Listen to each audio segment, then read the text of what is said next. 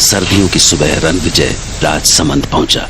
Rajsamand station पर पहुंचते ही उसे रंग बिरंगी पगड़ियों में सजे आदमी और सतरंगी लहंगा चोली पहने सुंदर औरतें दिखी। तो उसके सामने राजस्थानी राजा महाराजाओं और उनकी सुंदर रानियों की तस्वीरें खिंच गईं।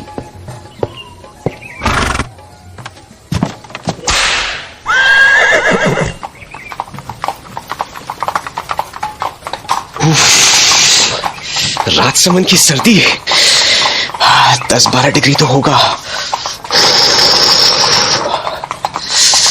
वाह, नदी के पानी से उठती भाप सर्दियों की बात ही कुछ और है। यहाँ पर जरूर ही डैनी डिकोस्टा के महल के बारे में पता चल ही जाएगा।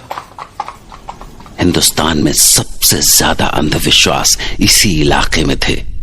खून पी जाने वाले प्रेत, रात को भेड़िया बन जाने वाले इंसान और न जाने क्या क्या।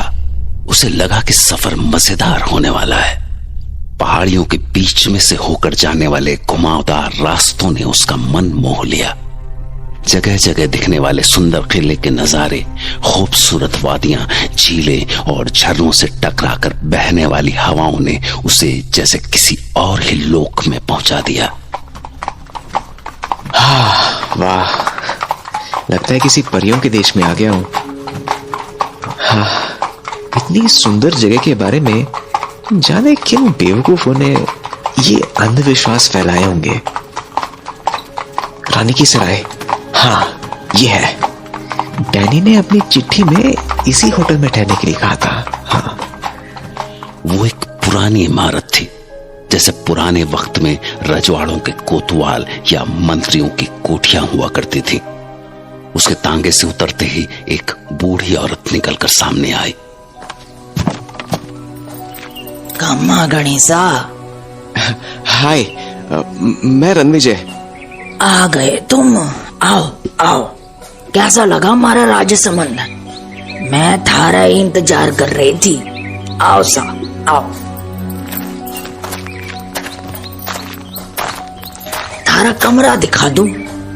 अंदर नहाने का गर्म पानी, तौलिया, सब कुछ है।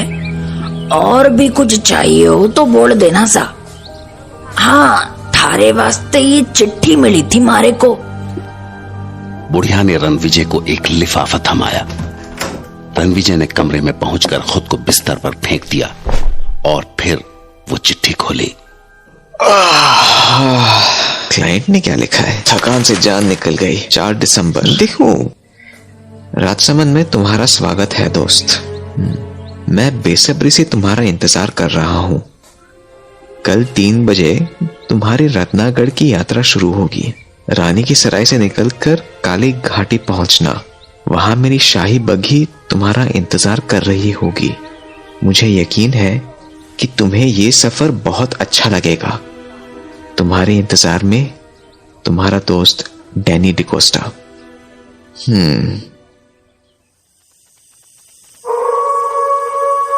रात रणविजय को बहुत अच्छी नींद आई।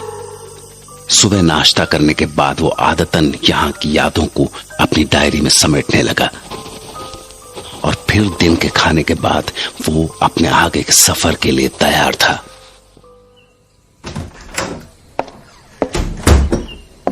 हाँ आंटी जी, तो कितना पैसा हुआ आपका? माए को चिट्ठी के साथ ही कमरे का किराया और थारे आने जाने के वास्ते घोड़ा गाड़ी का भाड़ा मिल चुका है सा। घोड़ा गाड़ी वाला बस आता ही होगा।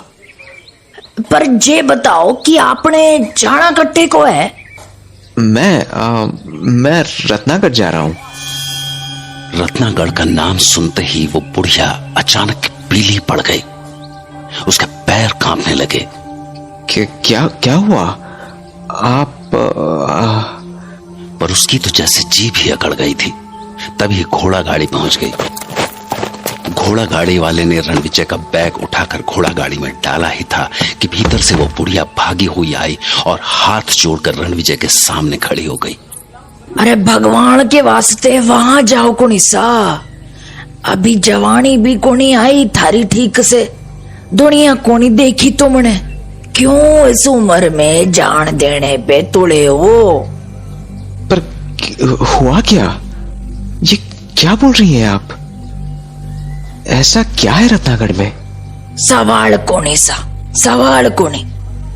बस अगर अपनी माँ को जरा भी प्यार किया है तो यहाँ से लौट जाओ, उसकी गोद सूनी मत करो सा। और अगर जाना ही है तो किसी और दिन चले जाना। हाँ, किसी और दिन? पर क्यों? आज के दिन में ऐसा क्या है? दिन नहीं, रात सा, रात। माघ की पूर्णमासी है आज। आज की रात 12 बजे काली घाटी के प्रेत धरती पे उतरे सा। धरती पे उतरे हैं सारे प्रेत। रणविजय ने उसकी बातें समझने की कोशिश की, पर घोड़ा गाड़ी वाला इंतजार कर रहा था, इसलिए वो पलटा और घोड़ा गाड़ी में घुस गया। तभी वो बुढ़िया दौड़ी दौड़ी तांगे के पास आई। सुनो सा, अगर अपनी माँ से प्यार करते हो तो ये तावीज पहन लो। ये भूत प्रेत से थारी रक्षा करेगी। अरे मैं इन सब बातों में विश्वास नहीं करता। मेरी खातिर रख लो सा, मैं थारी माँ समानू। मारा दिल रख ले बेटा। रणविजय बुढ़िया की बात टाल नहीं सका और उसने वो ताबीज पहन ली और उसने बुढ़िया को वो ताबीज अपने गले में डालने दी। गाड़ी वाले ने चाबुक चलाई और घोड़ा गाड़ी दौड़ गई। रणविजय ने पीछे पलट कर देखा तो वो बुढ़िया अभी भी हाथ उठाए उसे रुकने को बोल रही थी। रुक जाओ सा, बड़ मानुसों का घर है वो। उधर जाओ कोनी, जाओ कोनी उधर। रणविजय को बुढ़िया की बातें उलझन में तो डाल रही थी, पर उसे काम भी पूरा करना था। उसके बॉस और डैनी के बीच एक बड़ी लैंड डील होने वाली थी और इसकी सारी जिम्मेदारी रणविजय पर थी, जिसके लिए उसे रत्नागढ़ पहुंचना ही था। फिर उसने बुढ़िया के दिए हुए ताबीज को छुआ। जाने वो बुढ़िया की बातों पर यकीन कर पा रहा था या नहीं, पर हाँ, वो अंदर से डरा हुआ जरूर था। चिट्ठी में लिखा था सर कि आपको काली घाटी छोड़ना है। जी, आप वहां उतर के करोगे क्या? हाँ जी, वहाँ से मेरे क्लाइंट मिस्टर डैनी डिकोस्टा की तरफ से सवारी आएगी। बहुत खतरनाक जगह सर, काली घाटी प्रेतों की घाटी है। प्रेत का नाम सुनकर रणविजय कांप उठा। रणविजय को समझ में नहीं आ रहा था कि तांगे वाले को रत्नागढ़ पहुंचने की ऐसी क्या जल्दी थी। वो इतनी रफ्तार पर भी ऐसे तीखे मोड़ काट रहा था कि रणविजय की जान गले में आ रही थी। अरे अरे भाई, जरा धीमे चला लो, टांगा पलट गए तो दोनों मर जाएंगे। और तांगे वाला तो जैसे बहरा हो गया था। तांगा भगाने का जैसे कोई जुनून सा सवार था उस पर। सूरज ढलने लगा था। झींगुरों की आवाज ने माहौल में सिहरन पैदा कर दी थी और कंपा देने वाली ठंडी चांदनी रात के बीच तांगे के आगे लगी 2 लालटेनें रास्ता दिखाने की कोशिश कर रही थी। अरे तांगे वाले, आपको हुआ क्या है? आप क्यों घोड़ों की जान लेने पर तुले हैं? क्योंकि सर, हमें आधी रात से पहले काली घाटी पार करनी है। क्यों? आधी रात के बाद ऐसी क्या आफत आने वाली है काली घाटी में? मौत का डेरा है काली घाटी। आज के पूरे चांद में जो आधी रात को वहां रुक गया, कभी वापस को नहीं लौटा। तो कब तक आएगी काली घाटी? हाँ हाँ, चल चल चल मेरे बच्चे, चल चल। देखा, घोड़ा थम गया, मतलब काली घाटी अब दूर नहीं है। बस कुत्ते यहीं तक रहे। हाँ, क्यों? क्योंकि काली घाटी से भड़मानुसों का इलाका शुरू होवे। आधी रात को भेड़िए बन जाने वाले प्रेतों का राज। पर तुम आगे कटे जा रहे से।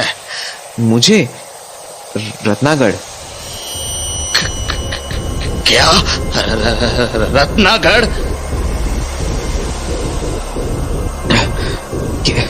क्या हुआ आपको? ऐसा क्या है रत्नागढ़ में?